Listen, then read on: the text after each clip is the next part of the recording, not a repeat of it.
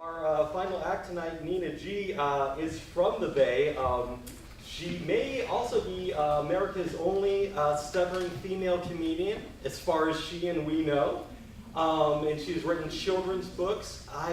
But I think some of her influences might be like Richard Pryor and George Carlin, so there might be some language for, if you want to plug your children to yours, that's up to you. With that said, let's welcome Nina G.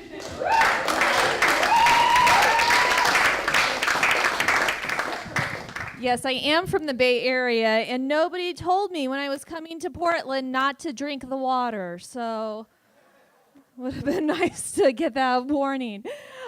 So I am the world's only female stuttering stand-up comedian. Thank you. If you stutter, I'm an inspiration. If you don't, I'm just kind of an angry bitch. That's that Richard Pryor part. And it's because I have a lot of very strange interactions. And when someone asks my name, I usually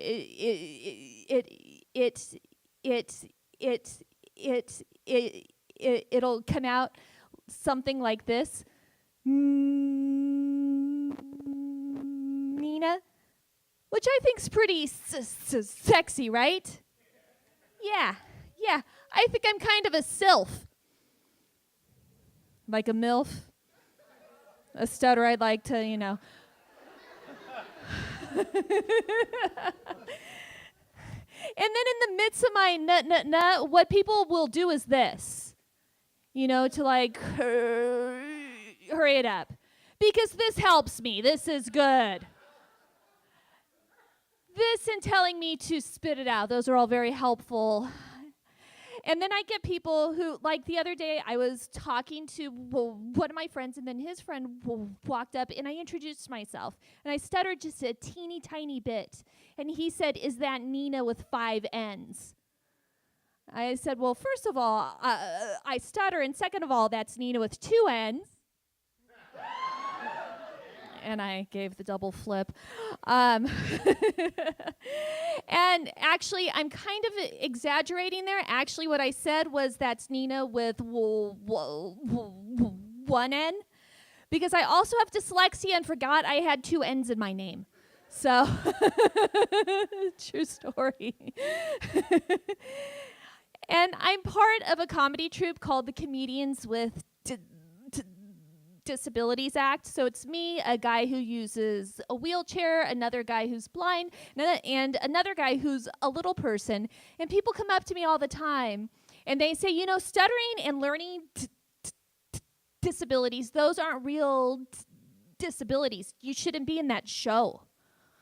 I know, so I explained to them that if you look at the definition of what a disability is, according to the Americans with Disabilities Act, it's very clear that it's a physical or mental impairment that substantially results in having to deal with assholes.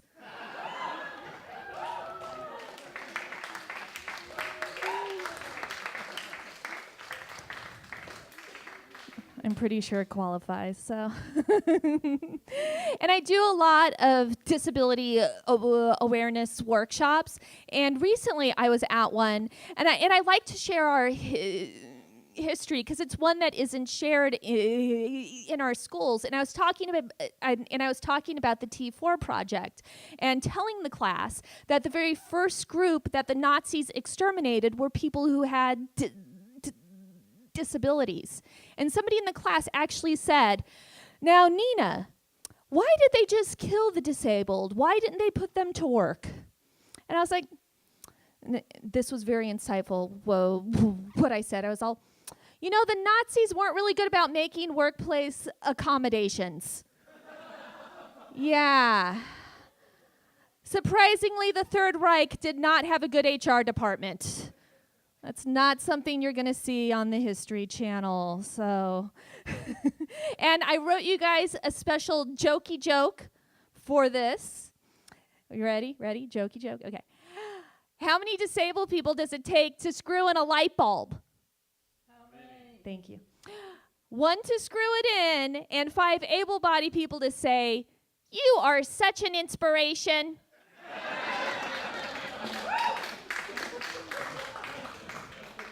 And then another able-bodied person to make a meme of it and put it on Facebook.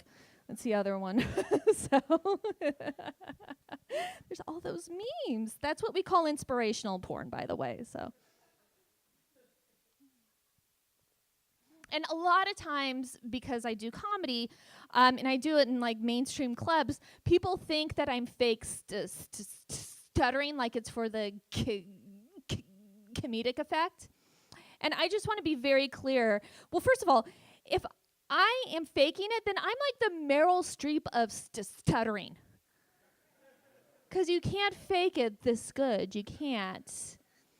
And plus, I have a rule that I don't fake my stuttering, and I don't fake my orgasms, no matter how long either one of those two things take.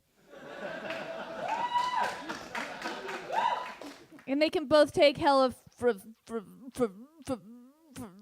friggin' long. So, and the two have a lot in common, because if the other person would just shut up and stop interrupting, I'd finish a lot faster. So.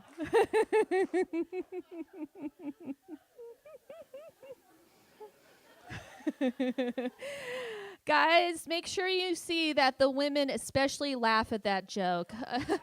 They give you some insight. It's great to do a show like this because I do lots of shows and they don't always go this well.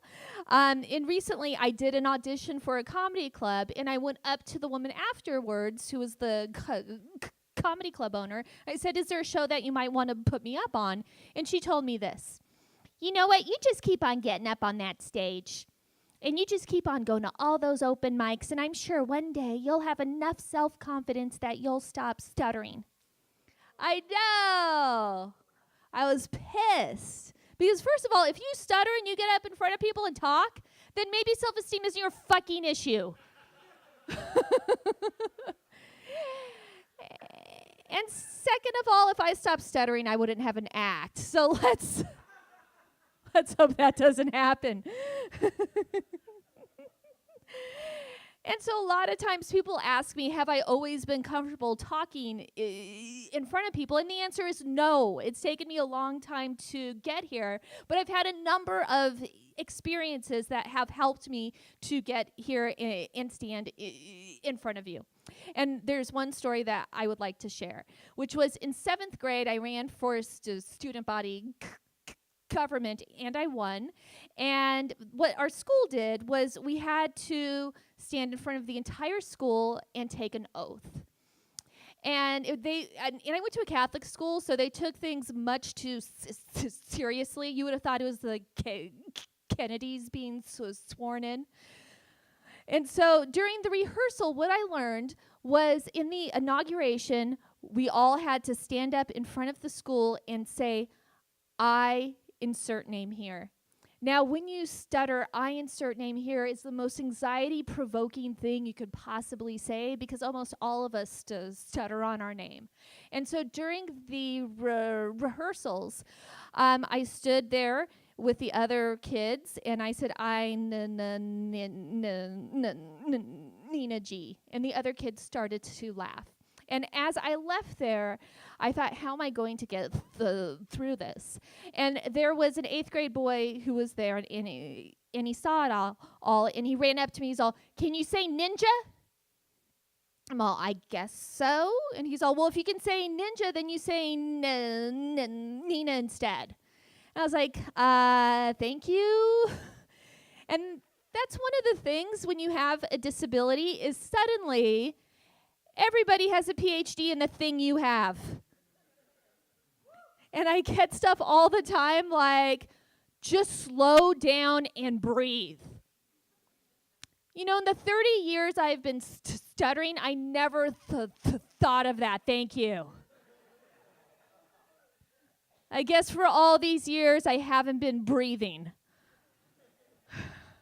And then my favorite one, I was in a psychology class, and they were talking about trauma. So guess who they started to look at? And I thought it'd be a good time to educate everybody about what stuttering is. And I told them that there is a difference in our brain in the left side of the brain next to the expressive part of the brain. And stutterers have a difference there. And I like to call it a difference instead of a abnormality. And to demonstrate, and then also when we use the left side of our brain, like when we sing or when we use some kind of accent, then we don't stutter because the difference isn't in that part of the brain. And to demonstrate this, I shared with the class that Marilyn Monroe stuttered. And that's why she talked like this. Because when you talk like this, you can trick your brain into not stuttering anymore. And I did that voice with the class. And the teacher said, "That's very sexy. Maybe you should talk like that all the time." I was like, "That's cool. I think that I'd rather stutter." And so this 8th grade boy who was saying ninja and switch around saying Nina instead, he kind of got a pass because he was trying to help, and the context was one that he got a pass. Plus, he was kind of cute. So, and so that entire week prior to the inauguration, I was practicing in front of my mirror. I went to my speech therapist. I was practicing with my parents. And the day came, and I was there in front of the entire school, and there in front of the priests and the nuns and the principal. And I got up and I said, Nina G. And in my 7th grade girl mind, I thought that my life was completely over. I thought that I would have to change schools, the whole thing. And that's when I went to recess that day, and I was expecting just a sea of kids to be making fun of me. And I saw that same 8th grade boy, and he was talking to me. And that's when a 2nd grade boy came up who had seen the other kids make fun previously.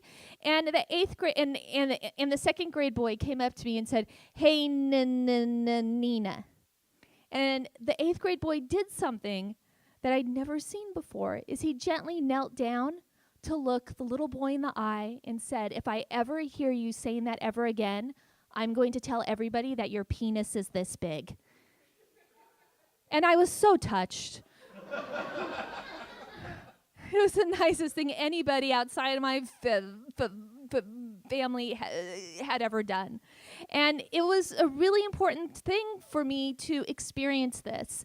And it was important for 3 reasons. The first one was that I knew that I could stutter in front of a group, in front of a bunch of people, and still live.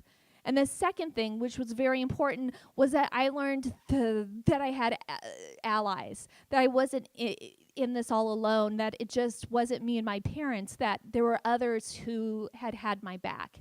And finally, and most importantly, to my comedy, what I learned that day is that if anybody ever says anything about my disability, I just tell them they have a small dick. That's been my time. Thank you so much, everyone.